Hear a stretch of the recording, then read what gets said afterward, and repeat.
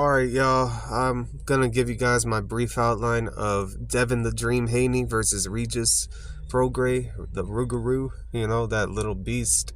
Well, I shouldn't say little because I don't know how big a Rougarou is.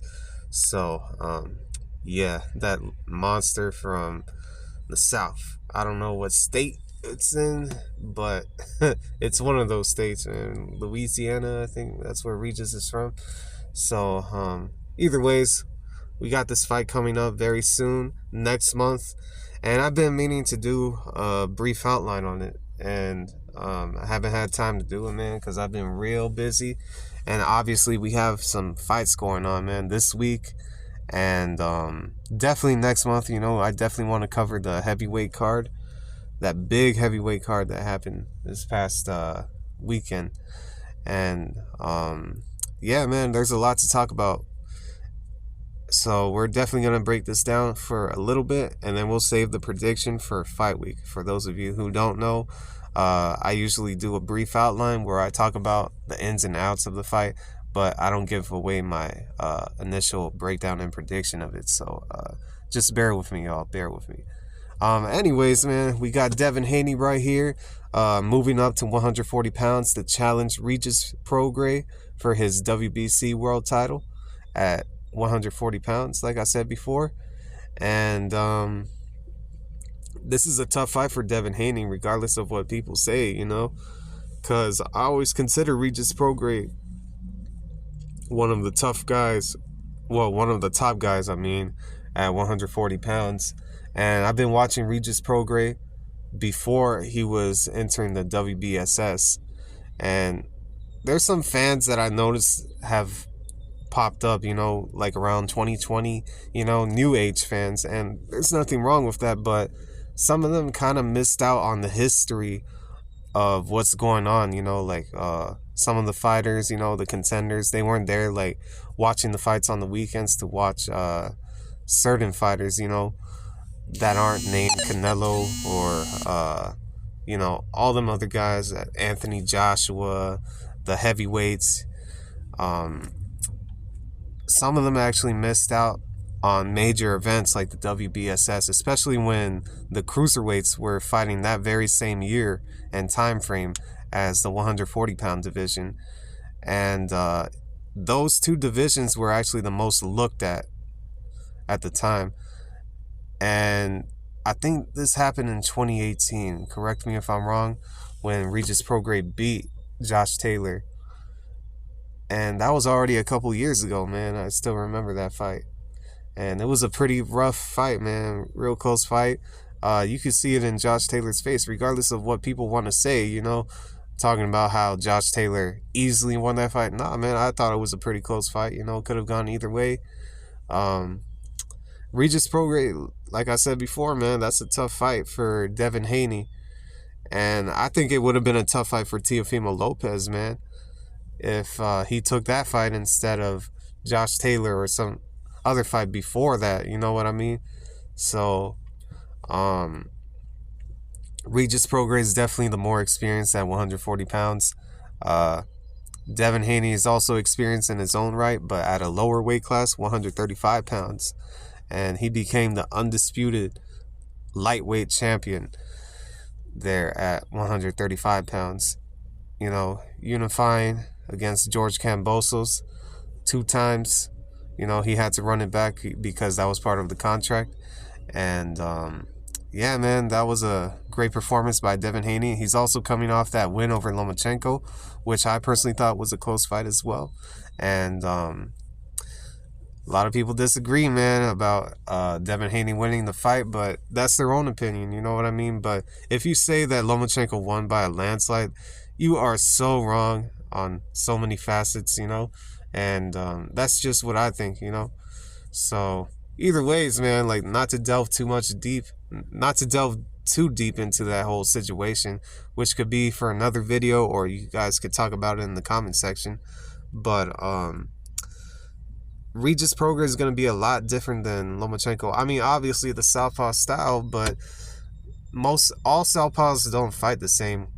Manny Pacquiao doesn't fight like Erislandy Lara or anything like that. And I'm using that illustration because everyone thinks that because you're a southpaw, you're automatically slick or you fight a certain way, you know, like Shakur Stevenson. Oh my God, man, that fight, I was trying to fight it, man. I was trying to fight my insomnia, and that fight kind of ruined it a little bit, you know.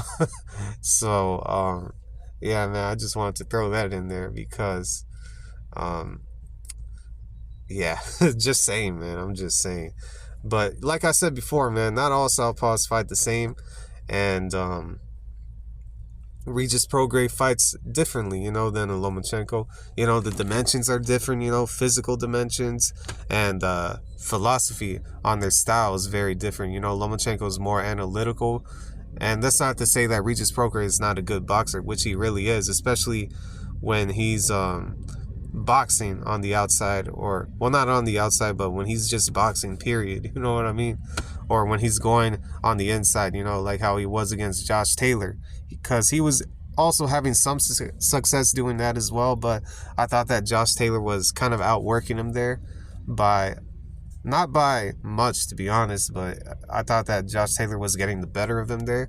But I think that if this fight were to go on the inside, Regis Prograis is going to have some sort of an advantage, you know, obviously because of the reach. But don't underestimate Devin Haney, you know, like how he's going to rehydrate in this fight, you know. And when I say rehydrate, how he's going to be physically filled out, and he might feel a lot stronger than he did at 135 pounds. And that's something that I'm definitely looking forward to the most, you know, seeing how Devin Haney looks at this weight, because he could end up fighting a whole lot differently than how he did at 135 pounds. And he might actually be a whole completely different fighter than what we saw him fighting at 135 pounds, you know. Almost a very similar situation when we saw Terrence Crawford move up to 147. He looked a lot stronger. He was fighting on the inside. You could kind of attribute that to age maybe, you know, because he doesn't have the legs that he did at 140 pounds because he's gotten older, obviously. But he did feel stronger, man. You know, he got a lot more power. You know, he was sitting down on his punches as well.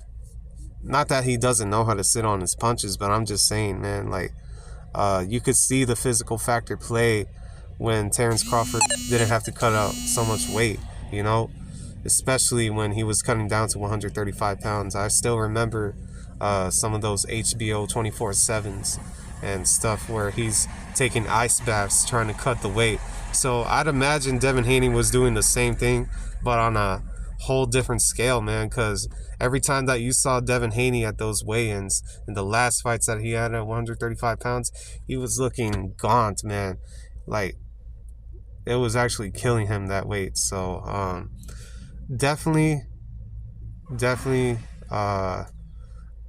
observe what's going on, you know, at 140 pounds, you know, with this fight between Devin Haney and Regis Prograis, and watch how Devin Haney looks at the weigh-in, and in the fight as well, obviously, of course. But don't be surprised, man. Like, if he looks different than how he did at 135 pounds, he might be a lot more assertive and feel a lot more confident in his physical capabilities, man. He might just stand there with Regis Prograis and throw off everybody. So this is boxing, man. I'm just saying, you know, like, styles make fights, and sometimes when you move up a weight class, that changes everything, you know. So either ways, man, like, I don't want to go too deep into it, man, which I already did, almost 10 minutes, because I still want to break down the prediction. Still want to do my breakdown and prediction of the fight. So let me know what y'all think. Who do you got winning this fight if y'all want to give your predictions in this video? So just let me know, man. Are you a believer in Devin Haney, or are you one of those hardcore critics that go hard in the paint because he's talking bad about Shakur or Tank Davis, or vice versa, man? You know, like that whole beef them three have with each other. So let me know what y'all think, man. Do you think this is going to be a good fight? Is it going to be competitive? Just let me know in the comment section. I'm out. Peace.